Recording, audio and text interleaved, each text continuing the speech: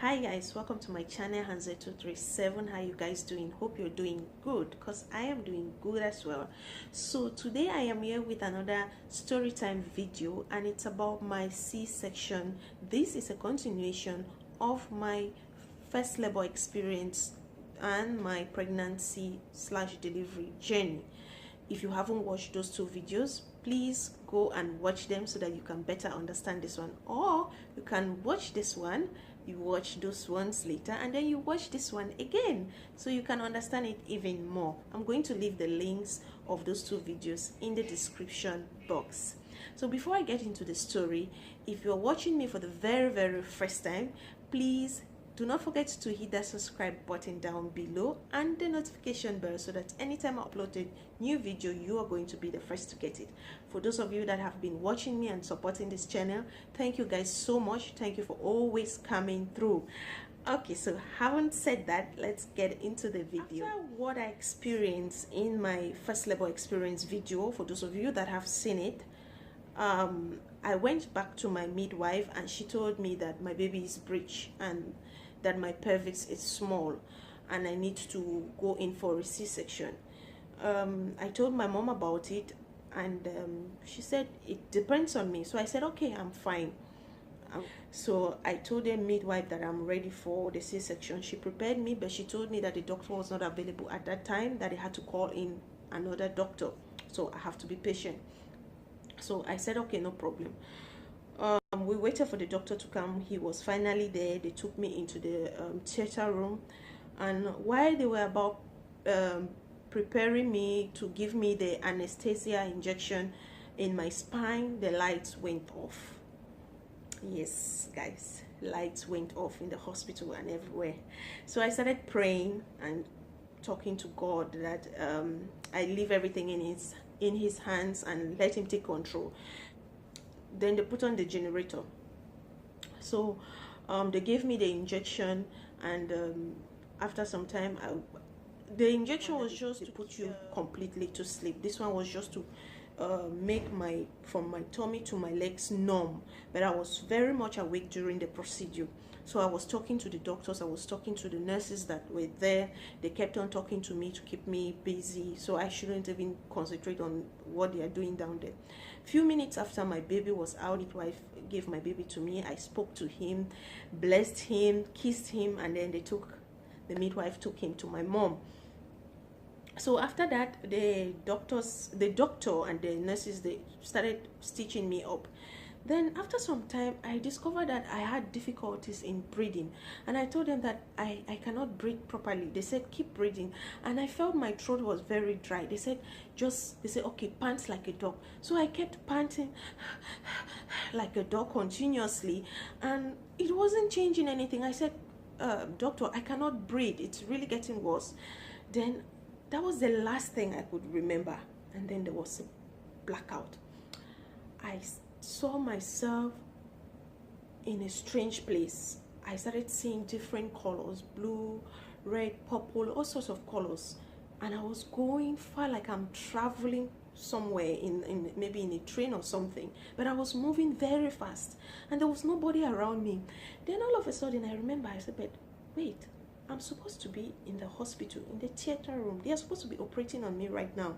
What's happening? I was talking to the doctor, I was talking to the nurses, and then something just struck me like, oh, Rosette, you are unconscious, you're probably dying or something. And then I said to myself, oh, so is this the way people just leave their body and die?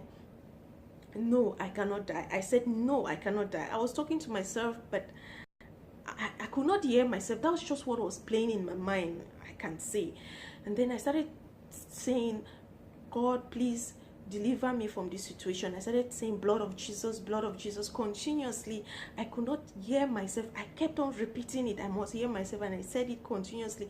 Then I started hearing myself, and after some time I could hear other voices, and those were the voices of the doctor and the nurses that were in the theater room with me, but I could not see them. But so I kept on praying and praying and praying. The more I pray, the more I could hear their voices. I kept on praying until I could see them, but it was blurred. So I'll try to send my hand, stretch my hand to grab the doctor or grab someone who is close to me that I was seeing, but not clearly. Then I'll discover that they'll take my hand and put it at the back of my head. But I kept on trying because I want to make sure that I am in the hospital. So after that, I regained consciousness. I could see the doctors, I could hear the nurses, I could hear what they were saying, and I kept on praying. That didn't stop me from praying. I kept on praying. I started singing. I was just praying. I was joyful. Tears were running down my eyes. But I was so happy that God has given me a second chance to live. So immediately we left the theater room. They prepared me, they cleaned me up, and were taking me to my ward. The first person I remember calling was my elder sister, and I could remember after watching the videos that she took of me during that period, I could hear the nurses there saying that your sister is a prayer warrior, she can open a church. She was very prayerful in the theater room. And then wow, I kept thanking God, you know. I kept praising him because this was only his doing. Imagine me just going and gone forever, not being able to take care of my baby, my mother and my parents, my husband not being able to see me anymore. So I mean, I started looking at life in a different angle the moment I left. That day, the doctors will always come around to check me with the nurses if I'm okay, if my wound is healing properly, if there is anything going wrong, and everything was fine except for the normal pains that will come with if you're being open or cut. So but everything was okay till I left the hospital 1 week after, because I had to stay in the hospital for a week since I was operated upon. And then when I got home, I was told that I have to come back to the hospital every after 2 days so they could clean the wound and dress it. So every after 2 days I'll go to the hospital. This second time I went back to the hospital, they realized that there was some fluid in the wound, so they had to press the wound to remove that fluid and the water and everything and clean it up again. It was very painful. It was like another operation, but I went through it. Then the wound started healing. Everyone was getting dry. I was so happy. After some time, like 3-4 days after, a place that was so healed, covered up and dry, opened up again. It just opened on its own, and it was very, very painful. So I stopped going to the hospital. Rather, the nurse would come to the house to dress my wound. So they checked and discovered that there was another fluid. There was fluid again in that place. So they tried to clean it up, and he just said, it's okay, this one will dry up. Then when this one was drying up, another place opened up again. Another place that had dried up already opened up again. My mom was worried. We're all worried that what is going on. And this time around, it opened up because when they were undoing the stitches, a part of the stitch fell into that place, and so that was what was causing me pain, and that's why it opened up. Luckily, my sister is a nurse as well, so the days that the nurse from the hospital won't come, she will be the one to dress the wound. So she said, come, let me check this one and see what's happening. So when she checked it, she saw that is it rejected stitch, they call it, or something, fell into that place. Maybe when they were stitching me up, or maybe when they were undoing the stitches, I really do not know. But thank God that she saw it, because that was what was eating me inside. It was really eating me. I could feel the pain until when the place finally opened up. So she took it out, cleaned it, and then when she said okay, she's not going to do anything major, she will wait for the hospital nurse to come. So when the hospital nurse came, he realized that that place cannot heal on its own anymore, that they will have to restitch it again because it was too big. And this time, they didn't put anything there to kill that area. No. To make it numb. No. They had to do it like that, raw. And I had to persevere and take in the pain. That was one of the hardest moments in my life, but I just had to, because I want to live. So they stitched me up. So after that, the wound dried up completely.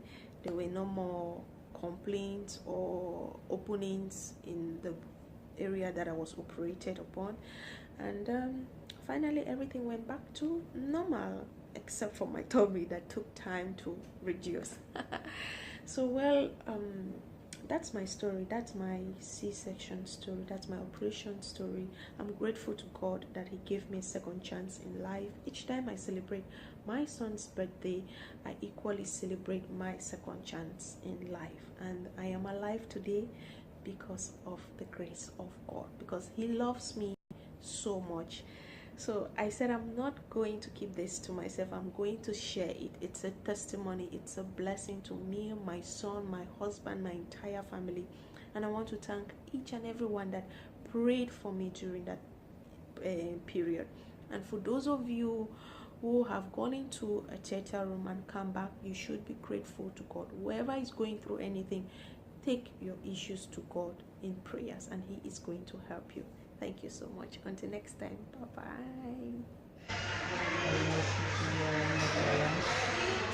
You call my name, so.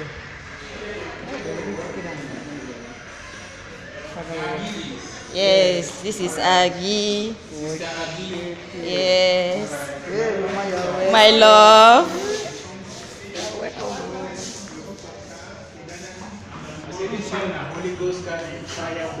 Yes.